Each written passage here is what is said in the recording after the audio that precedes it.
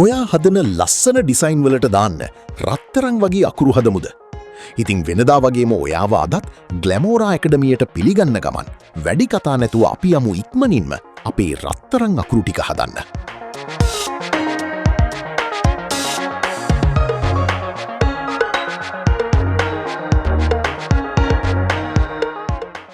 හරි.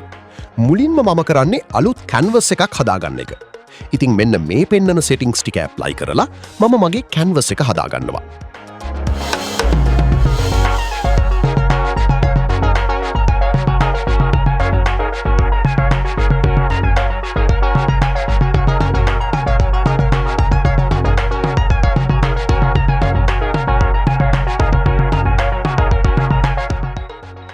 මෙතනදී මම ගන්න කැන්වස් එකේ බැක්ග්‍රවුන්ඩ් කන්ටෙන්ට් එක බ්ලැක් විදියට තෝරලා තමයි කැන්වස් එක හදාගන්නේ.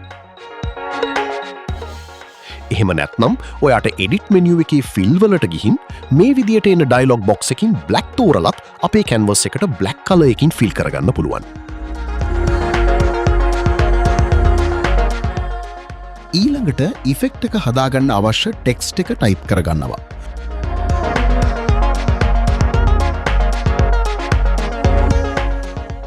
මෙතනදි මම Times New Roman bold font එක යූස් කරලා කලර් එකත් සුදු පාට කරලා තමයි අකුරු ටික ටයිප් කරගන්නේ.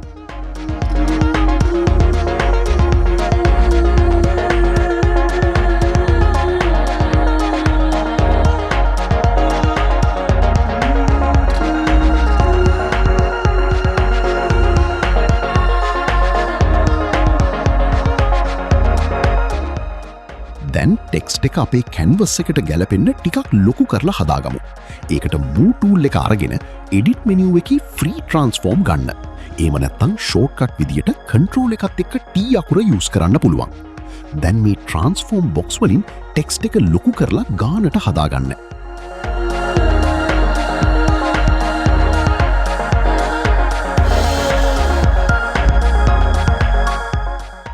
ඊට පස්සේ මේ ටෙක්ස්ට් ලේයර් එකේ කොපි එකක් ගන්න. ඒකට අපිට ෂෝට්කට් විදියට කන්ට්‍රෝල් එකත් එක්ක J අකුර යූස් කරන්න පුළුවන්.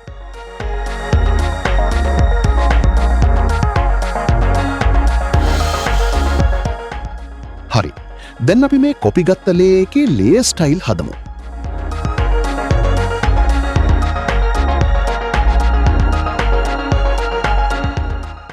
මුලින්ම ග්‍රේඩියන්ට් ඕවර්ලේ කියන ස්ටයිල් එකට ගිහින් මෙන්න මේ විදිහට අකුරු වලට ග්‍රේඩියන්ට් එකක් හදාගන්න.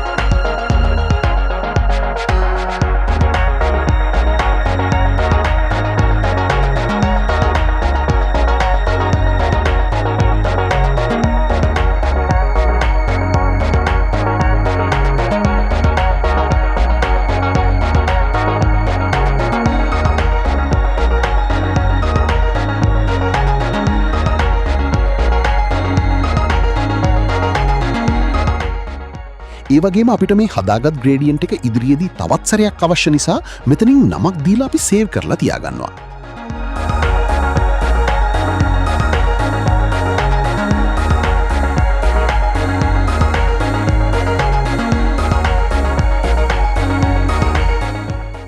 ඊට පස්සේ මම දෙන සෙටින්ග්ස් ටික ඒ විදිහටම ඔයාගේ ලේයර් ස්ටයිල් වලත් හදාගෙන යන්න.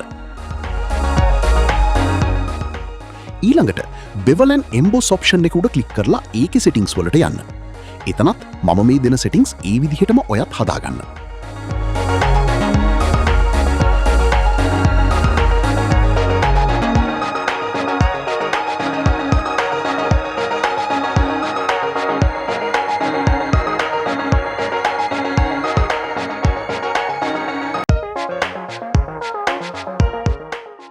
ඒ වගේම ඩෙප්ත් එක සයිස් එක වගේ මම දෙන සමහරාගයන් ඔයාගේ ටෙක්ස්ට් එකේ සයිස් එක අනුව වෙනස් වෙන්න පුළුවන්.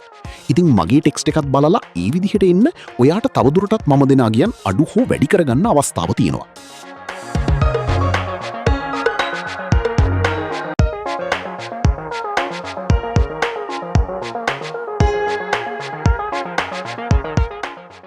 ඒ වගේම බෙවල් ඇන්ඩ් එම්බෝස් එකට යටින් තියෙන මෙන්න මේ කොන්ටුව කියන ඔප්ෂන් එකත් එනේබල් කරගන්න. ඒකින් අපි ඉෆෙක්ට් එක තව දුරටත් වැඩි දියුණු කරලා දෙනවා. දැන් ඉනර් ග්ලෝ කියන ඔප්ෂන් එකත් ඇක්ටිව් කරගෙන මම හදාගන්න විදිහටම සෙටින්ග්ස් ටික හදාගමු.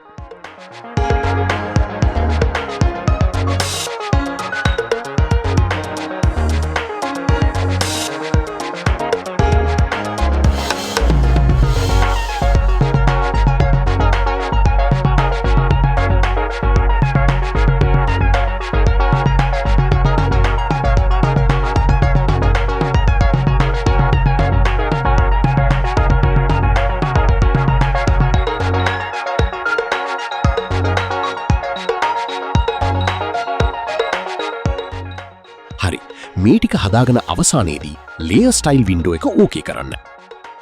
දැන් අපි ඔරිජිනල් ටෙක්ස්ට් ලේයර් එකට අදාළවත් ලේයර් ස්ටයිල් ටික හදාගමු.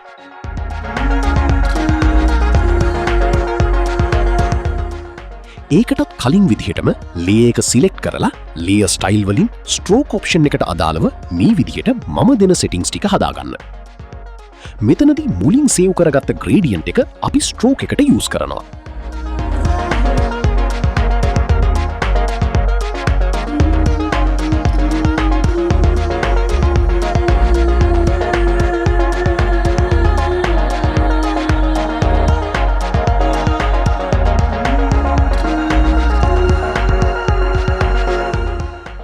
දැන් කලින් වගේම බෙවල් ඇන්ඩ් එම්බෝස් ඔප්ෂන් එකේ මේ විදියට වැලියුස් හදාගන්න.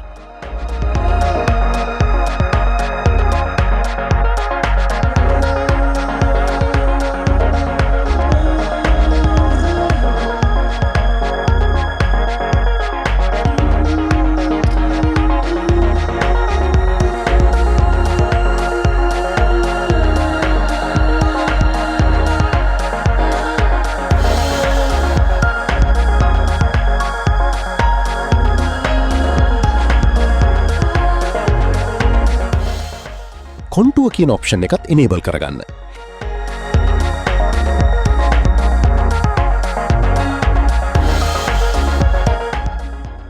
ඊළඟට අවුටර් ග්ලෝ ඔප්ෂන් එකත් ඇක්ටිව් කරගෙන මම හදාගන්න විදිහටම සෙටින්ග්ස් ටික හදාගමු.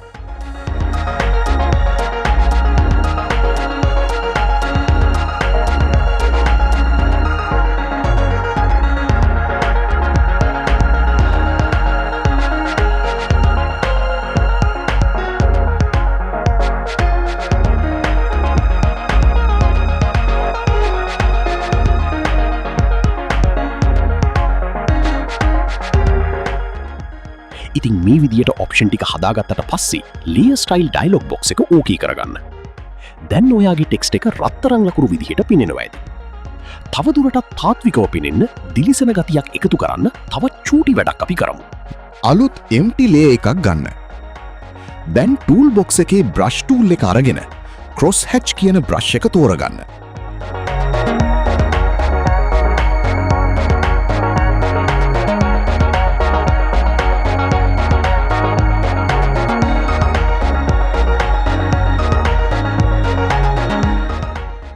මේ බ්‍රෂ් එක තියෙන්නේ බ්‍රෂ් ලිස්ට් එකේ assorted brushes කියන කැටගරි එක යටතේ.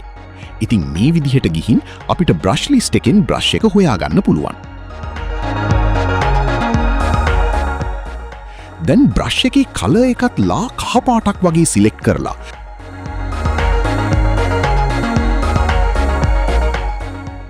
මෙන්න මේ වගේ දිලිසෙන ගතියක් ගන්න තැනින් තැන තියාගෙන යන්න. අදාළ තැනට ගැලපෙන විදිහට බ්‍රෂ් එකේ සයිස් එක අඩු වැඩි කරගන්න.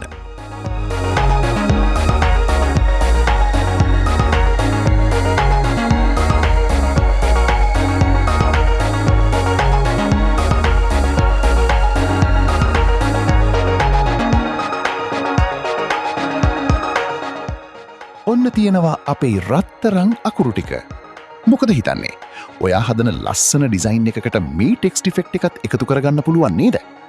ඉතින් එහෙමනම් මේ වගේම තවත් ලස්සන වැඩක් අරන් ඉන්න බලාපොරොත්තුවෙන් මේ වීඩියෝ එකකින් මම සමුගන්නවා. තවත් මේ වගේ වීඩියෝ එකක් අපි දැම්ම ගමන් බලන්න නම් වීඩියෝ එකට ලයික් එකකුත් දාලා Glamora Academy channel එකත් subscribe කරලා තියාගන්න. ඒ වගේම ඔයාගේ අදහසොත් කමෙන්ට් එකක් විදියට එකතු කරන් යන්න. එහෙනම් අපි ආයෙමත් හම්බ වෙමු.